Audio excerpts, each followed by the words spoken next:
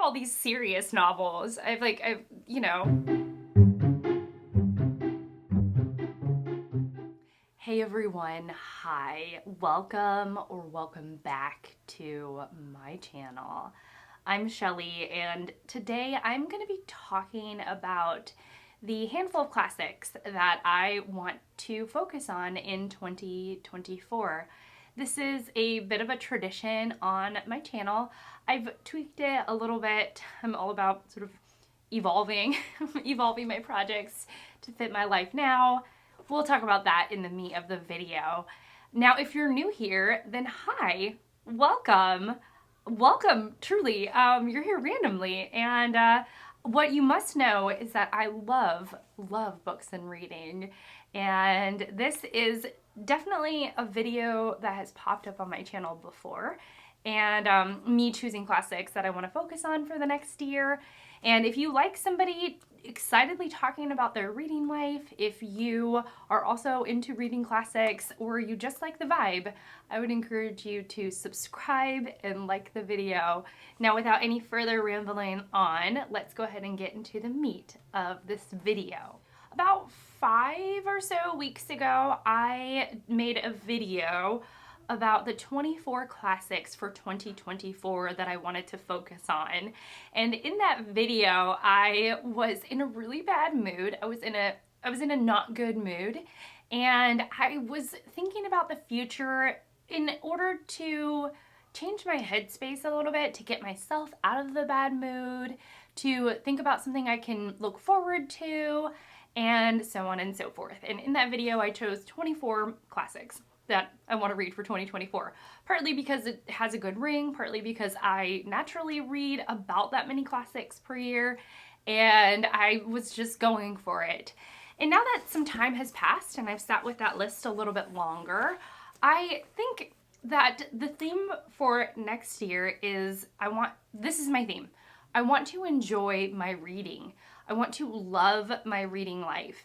And promising on the internet and to myself and to people in my life that I'm going to read 24 classics, it feels like a big task. It feels like a chunk of my reading that, and it doesn't usually overwhelm me, but as we are inching closer and closer to 2024, I'm feeling a little daunted, a little overwhelmed, ever so slightly just not enthused with the project of reading 24 classics in 2024. And then as it happens, you know, I'm seeing all these videos come up, and I noticed that somebody was like 10 classics that they're going to focus on for 2024. And I was like, 10? I can do 10. I can definitely do 10. That's not even one a month. And this way I can choose chunkier classics that really, I think, will be like the gut punch to my reading. I don't know, like it will be the hardest hitting blow and the most satisfying and the juiciest if I just choose 10. And if I read more, great, but if not, that's fine. And I'll just read the books that just are gonna be the most impactful.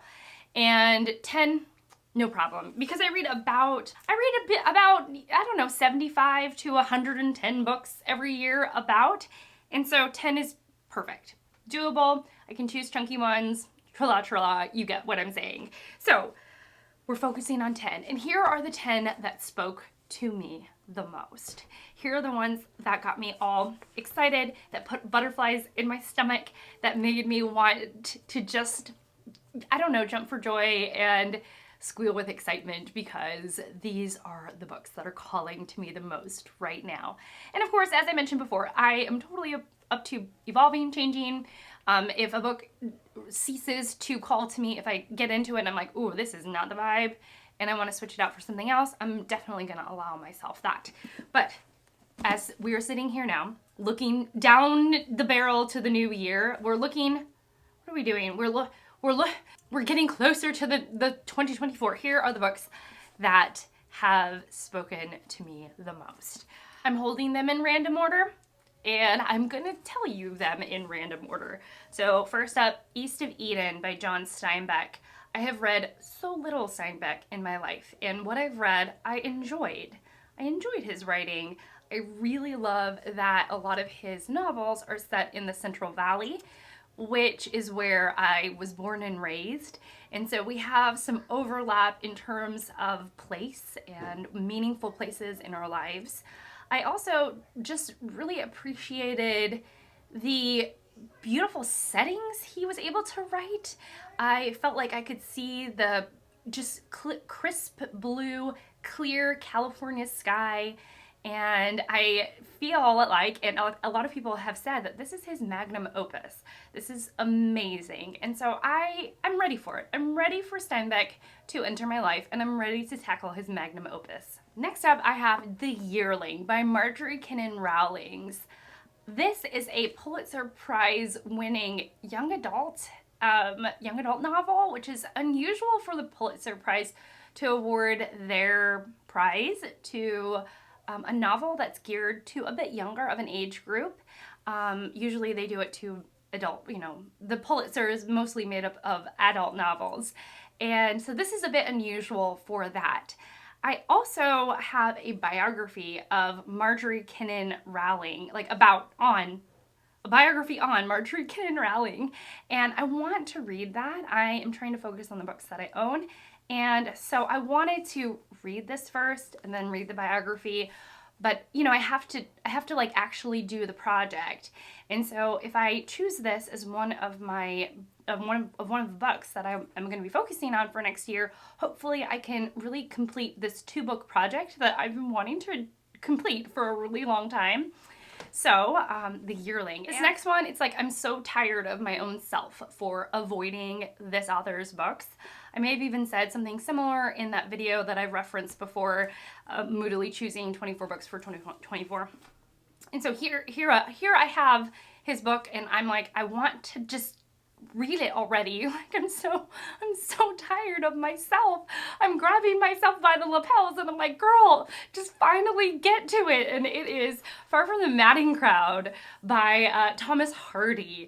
I have 3 or 4 Hardy books. I even have Tessa de Umberville's Twice. I own that book 2 times over, and I'm so tired of not reading him.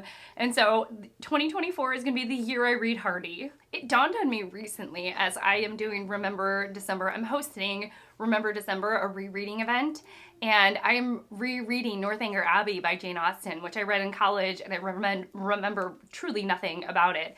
And it is a delightful reread, and it reminded me how much I love Jane Austen, and I somehow still haven't read her big 6, the 6 novels that she wrote in her lifetime. And so in pursuit of trying to finally read her 6 novels, I was like, I have to add another Jane Austen to my list, and it's definitely going to be Emma. I've heard such amazing things about Emma. I heard that it's super fast-paced, and it's got a great sense of humor, as all of Austen's novels do, and a great protagonist, and the plot beats are wicked fast. And so with all of that in mind, I was like, yes, this is the year for Emma. 2 years ago, I introduced myself to this author, not actually, but to her books.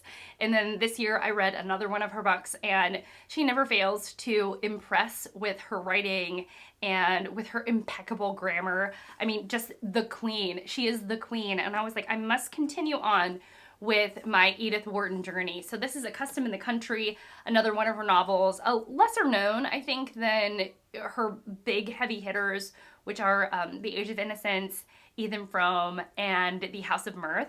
All of those are just so well received, well read, often read. I don't know the exact phrase I'm looking for, but this is the custom of the country, and I'm curious. I'm curious about what her lesser known novels are like. She tends to have a bleak streak in her writing, so I really have to be in the right mood. But who knows? Maybe like an end of summer read, or something like that. I'll be like, I need another Wharton in my life. This book has come up quite a bit, and it might be because I'm reading some manga set on the high seas, and there's pirates and such, and this book takes place on the seas as well. It's like only takes place on the ocean, and it is Moby Dick by Herman Melville. I famously have read the first, 50, 60, 70 pages, And, ooh, I even have I underlined something on page 48. So I made it at least to 48, and then I did not continue. And I was like, I'm tired of not having read this book. It calls to me every once in a while. I know it's supposed to have really long, boring, I don't know, like what people seem to perceive as boring stuff about whaling.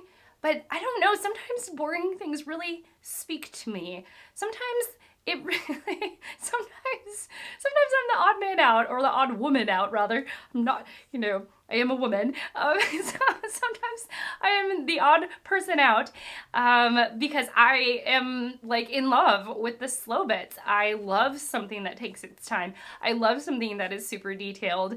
And so I don't know, I just have been considering what I want to tackle in 2024, and this book keeps on coming up, and I'm like, girl, it's time. We're going from the super serious of Moby Dick and like what that has to possibly offer me. Maybe it will be the book I regret, I don't know, but we're going from that to something a little more fast-paced, a little more to, like, I think aligned to my current reading tastes. And it is The Talented Mr. Ripley by Patricia Highsmith. Now, I've heard that pretty much everything Highsmith wrote was really, really good. And this, even though it's her most famous novel, actually isn't her best. But I'm like, ooh, girl, I want to know you. Like, I must know you. So I was looking because I was like, I don't even know when this was written. This was written, or at least published in 1955. So I was like, definitely counts as a classic in my mind, and I'm definitely going to get to it in 2024. I know I definitely showed this in my last video that I keep on mentioning, but this is the whittled down version, and a lot of people said that there are 4 books in this saga, and, you know, to read the first one and to decide from there if I want to continue. And so I might end up doing that. I might just read the first one and decide, okay, it was great, maybe it's not for me, book 2, but you never know. So we have John Galsworthy, the Foresight Saga, which is about an upper middle class family that we're following, the Forsyth family, and we're following them between 1886 and 1920. So it's 3 novels. Huh. And it's about, you know, social power and so on, as novels like this are about. So I'm curious. I've heard a lot of people say some really amazing things about this, and I want to know what that amazingness is all about. Continuing with drama and books I don't know that much about, but I have the Makaka Sisters by, Junichiro Tanizaki. Junichiro Tanizaki. I've heard amazing things about this book, and then it also popped up as one of the worst reads. That someone mentioned it as their worst read this year, that it was not good.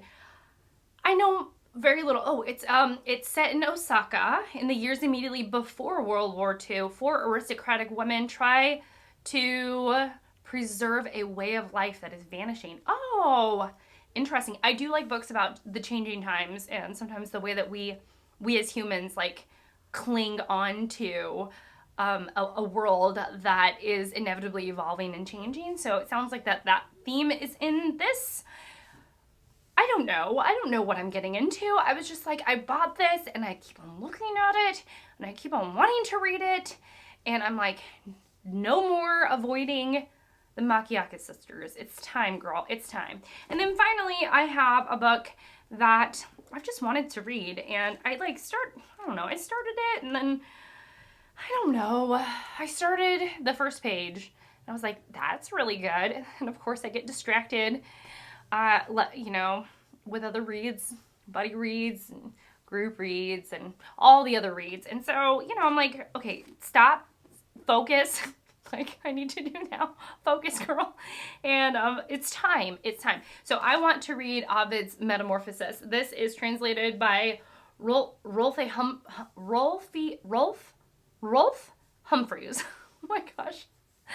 So so Avids Metamorphosis is on my list. I love the ancients. I really do. I always feel so gratified, satisfied, so edified after I read an ancient, and I'm like, it is time. It's time. And it's not the biggest book in the world, but it's not the smallest, and sometimes it takes a little while to get into the rhythm of the ancients, but it's always so rewarding. So I've found when I finally tick off like another ancient on my list, and I'm like, I did it. Not just that, but because they are the foundation of literature, so many things reference the ancients. And so whenever I do read something, it's like I have clicked another puzzle piece in place for reading to come. And I all of a sudden understand references that I didn't understand before. And so I'm like, okay, it's time. It's time. So I have Avids Metamorphosis, and it's going to be amazing. So that is it. I want to know, what are some of your plans for 2024? I feel like 10 novels is so doable, and I'm so excited, and they're 10 from my shelves, and I'm really trying to read from my shelves this year and stay in touch and connected to my collection, so it speaks to me on that level as well. But I want to know, tell me about you and what you're planning on reading, and are you planning on picking up any classics? I want to know. Okay, that's it from me. So thank you so much for watching. Thank you so much for being here. I tremendously, immensely appreciate it. You have no idea how grateful I am for you. And I will see you all in my next one. Bye!